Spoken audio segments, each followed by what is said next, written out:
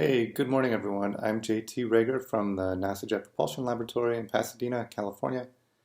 And today I'm going to be talking about work that we've been doing with this core group of people for about 4 years.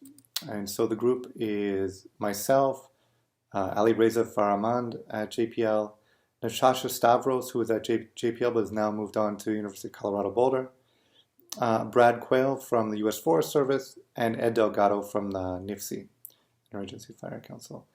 And the title of the work is Satellite Hydrology Observations as Operational Indicators of Forecast Fire Danger Across the Contiguous United States.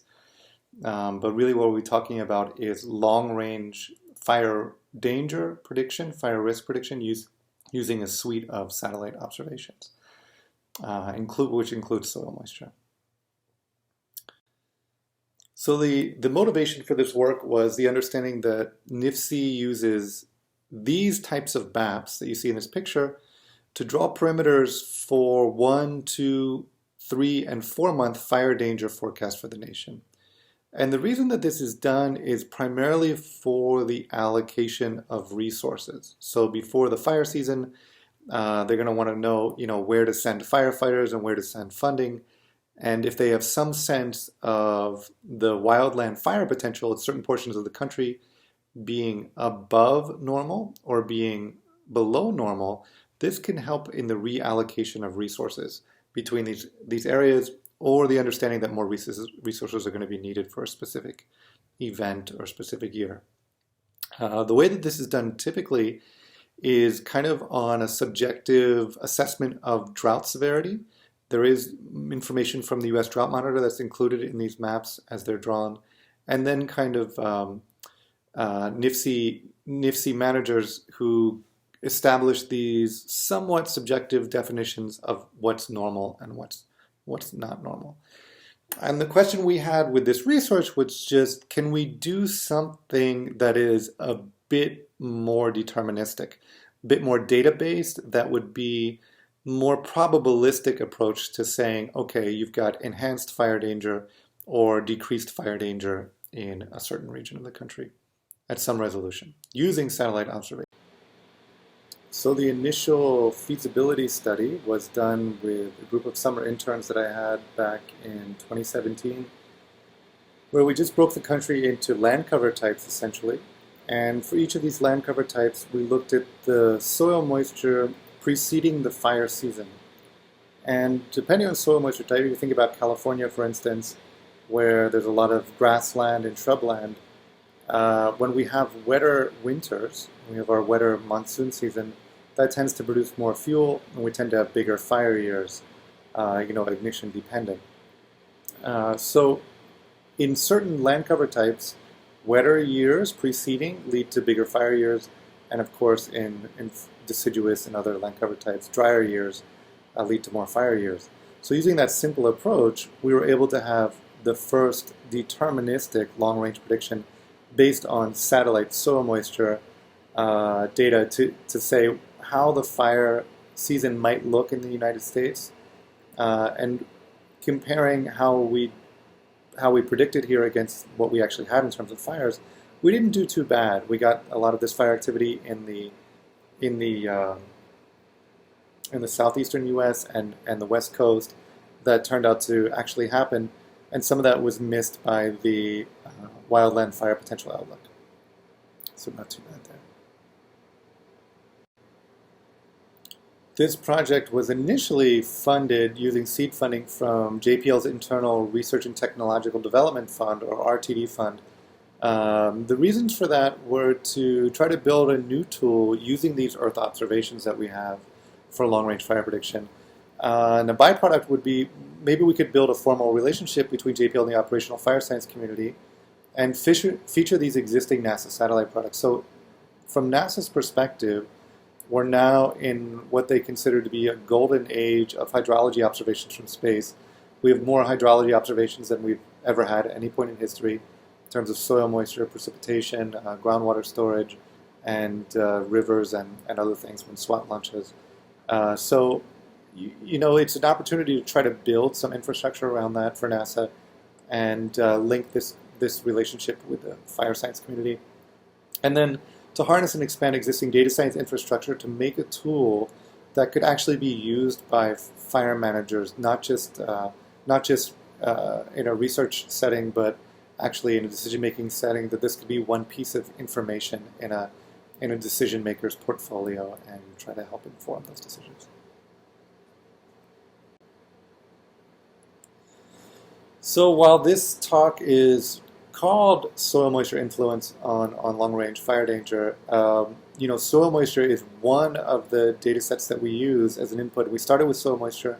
Now in the most recent iterations of this predictive framework, this system, we're also using Enhanced Vegetation Index, or EVI, data from MODIS, vapor pressure deficit, VPD data from AIRS, and simulated soil moisture from a model called NLDAS that works over the continental United States. So with soil moisture, it's really hard to get information at depth with the remote sense soil moisture.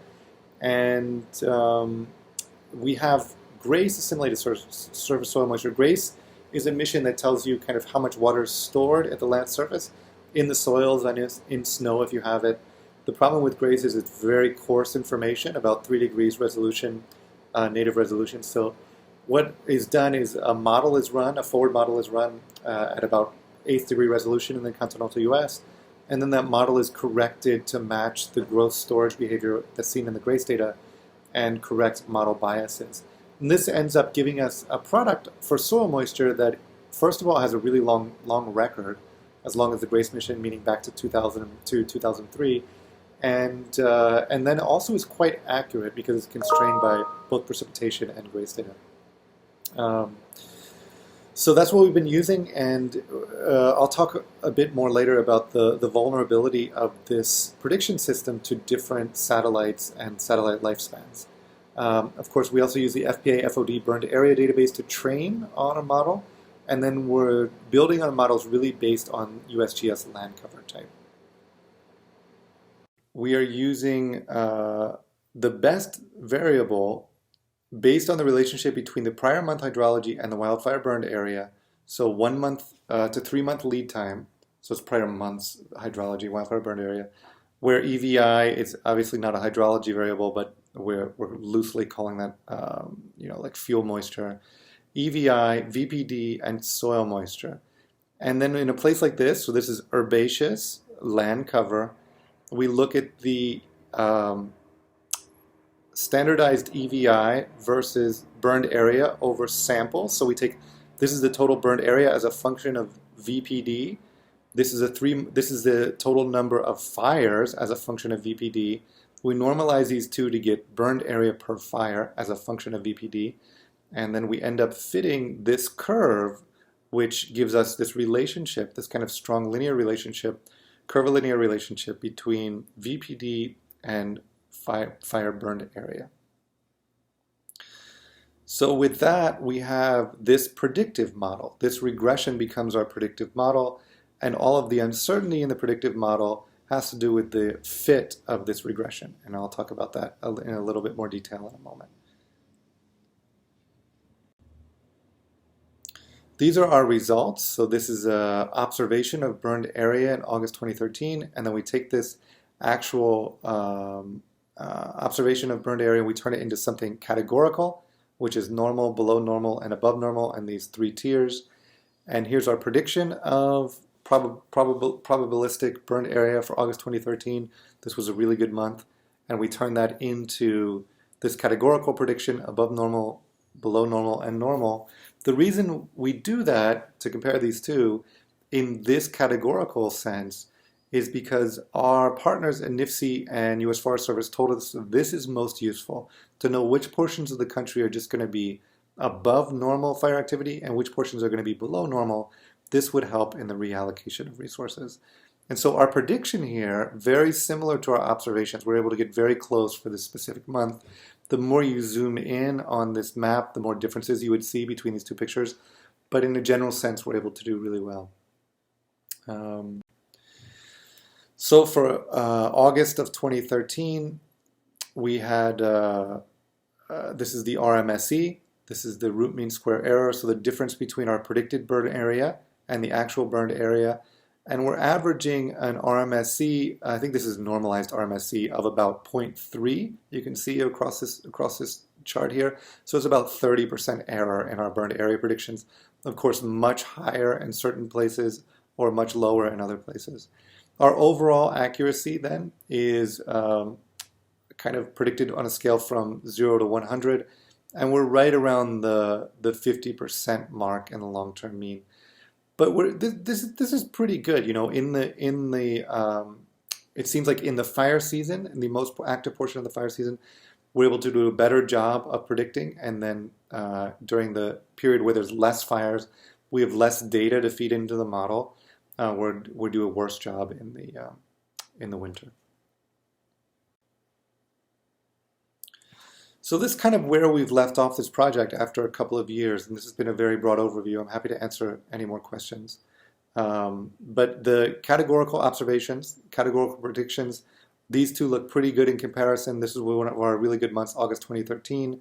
By contrast, this is what NIFC had as their categorical prediction for August 2013, generally getting the decreased or below normal fire risk in the southeastern US, and we see that in our prediction as well, and then the kind of enhanced risk across the western US that was predicted that did not actually materialize in the observations, and we were able to capture that did not materialize in the observations.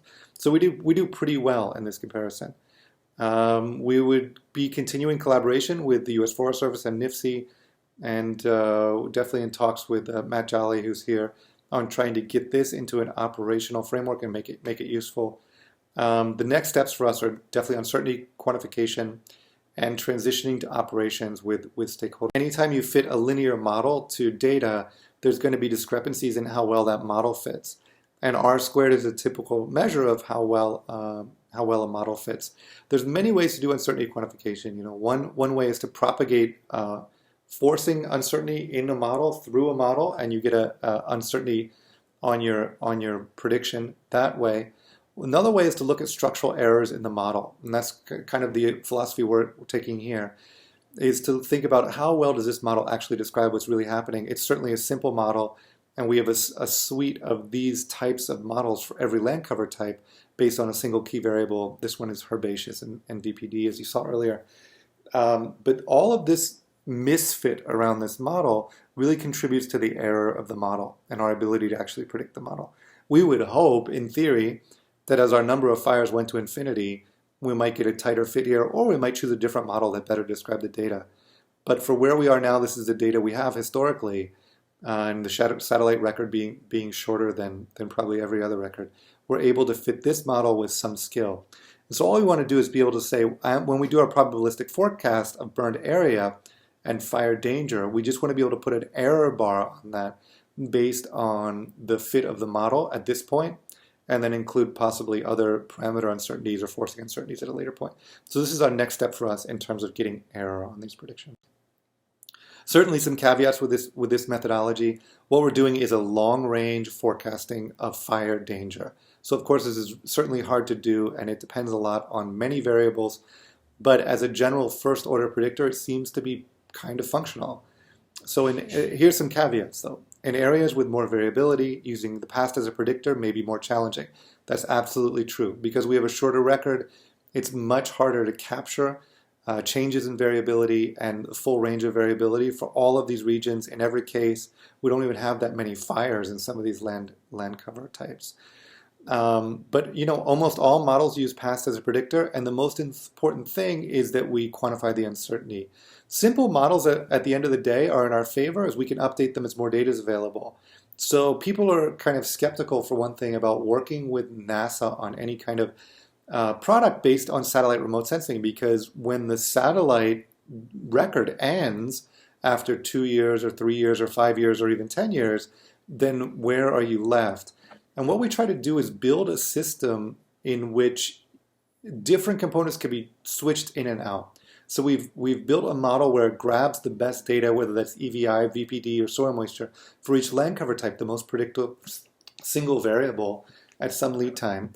And for soil moisture, for instance, we can use model soil moisture. We do not, we're not religious about using SMAP or SMOS or any of these other soil moisture types, we can plug things in as they're made available. And certainly we assume that there will be soil moisture information made available from satellite, probably into the indefinite future. But in the case that it's not, models are getting better all the time. And the point of a satellite mission is it helps you to calibrate a model and make it better. So model data can also be slung in here with no major hiccups to the way that it works. Questions regarding accuracy of maps for the Mid-Atlantic region. So if you, as I said earlier, if you zoom in on these maps, you're definitely going to see certain regions where the match is not perfect. It doesn't look that good. And it really depends on the amount of data that we have for each of these land cover types.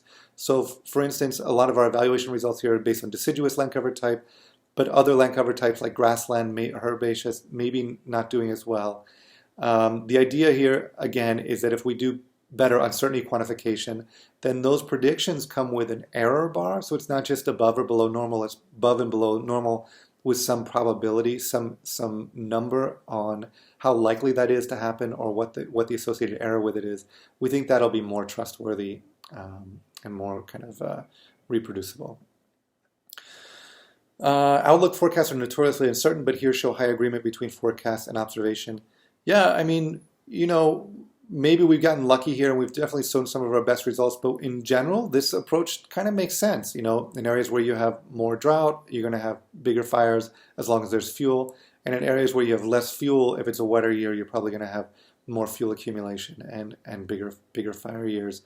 It seems to depend a lot on land cover type.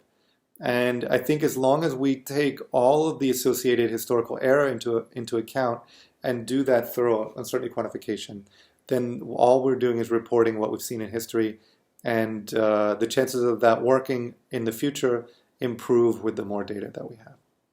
Okay, so I'll stop there, and hopefully that was informative, and I'm happy to take any questions or discuss in the panel later. Thank you for listening.